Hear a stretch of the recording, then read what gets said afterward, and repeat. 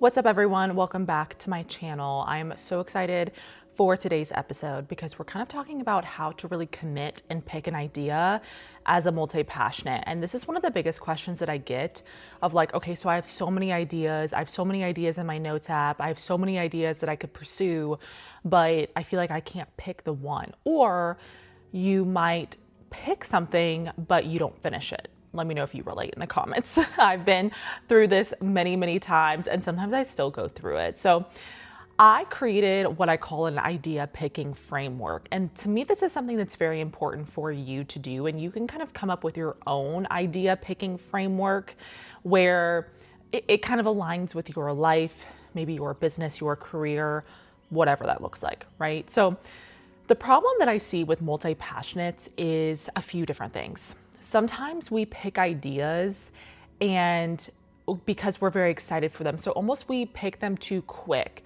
So we pick and execute too quick. So like sometimes we could have an idea in the shower and then we go immediately execute the next day. And sometimes we find that after a week or two, we actually don't really like the idea and we're not excited for it anymore. Let me know if you've experienced that before, because I find this happens a lot. We kind of let the excitement fuel the execution over logic. Okay, so that's like the first one. The second one is I find that the excitement over logic tends to be the thing that we go forward with, but the idea doesn't end up being sustainable. Like it's not aligned with like our life and our career.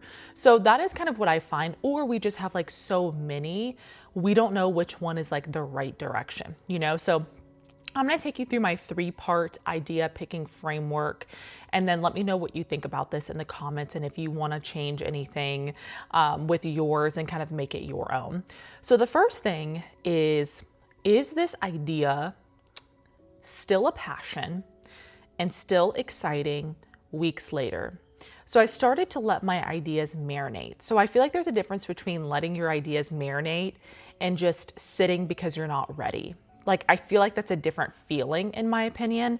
So letting your ideas marinate means that you're not just letting excitement fuel the decision, you're also letting logic fuel the decision too.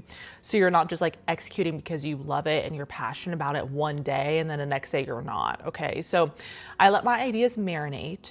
So the first part of the checklist is this still a passion of mine 2-3 weeks down the line? I kind of will like write a little thing in my notes app and I'll put it up on the screen, kind of what I do. It's like a little checklist of like, is this idea still a passion of mine, still exciting 2-3 weeks down the line? Okay, that is the first thing. The second thing, which I think is the most important, okay, is this idea sustainable for 6, 12 months, 1 year, 2 years, just depending, this looks different for everyone. Is this idea still sustainable with what's going on in my life and my career? This is big. I see this a lot with podcast and YouTube. People are really excited to do the podcast, to do the YouTube, but they don't realize that it actually like takes work and work every single week. Could take like a few hours every single week, depending on the level of YouTube and podcasts you're creating. Okay. So sometimes it's not sustainable for someone's like life, career, travel plans, life plans right now. And that is okay, right? You just kind of have to be honest with yourself. Like, is this something that you can sustain for months on end and not just do it for 2 weeks and give up on it? Like you do have to be honest with yourself about that. Okay. Cause that's where sometimes people are like, oh, you're so flaky, like as a multi-passionate, because like sometimes you start an idea for a week and then you flake out. Like that is kind of when the flakiness can happen because you're not actually getting in tune with this idea framework. Okay. So the first one is it still a passion of mine, exciting after a few weeks? Is it sustainable? And is it profitable? Now, this one is going to be optional for some people. I'm in a season where I'm going to make money with the ideas and the decisions that I make. You might not be, and that is okay, right? So is this going to be profitable? Now, it's not something that has to be profitable right away. Okay. So is it going to be profitable down the line? Is this something I can make money from? Is it proven to make money? So that's when I need to study the industry or the thing that I want to do some studying, some market research. How can I add my flair to it? So the 3-part checklist is it still a passion of mine and exciting after a few weeks? Is it sustainable for months on end in my life, my career, my business? And is it going to be profitable? So I go through each of my ideas that I have in my notes app and I check mark it. And if it hits all 3, that means that's a great idea for me to pursue at this moment in time.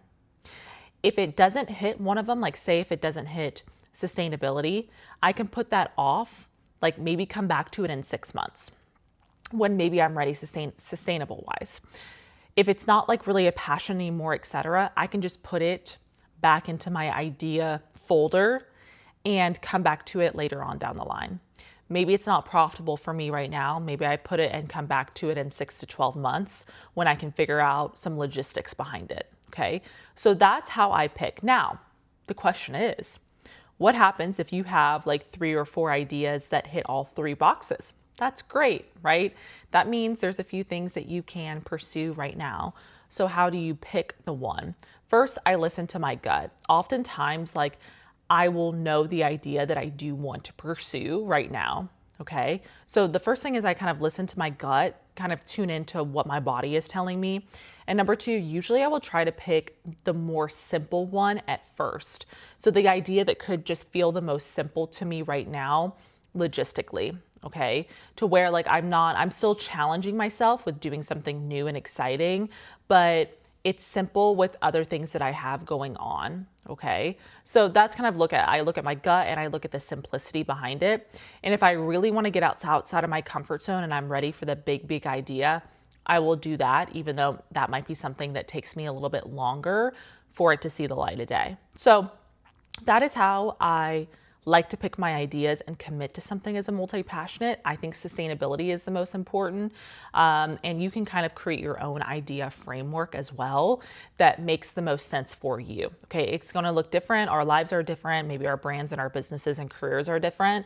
So that is something that I want you to think about. And let me know kind of what you come up with in the comments. I'd be happy to help. And I will see you all in the next video. Bye.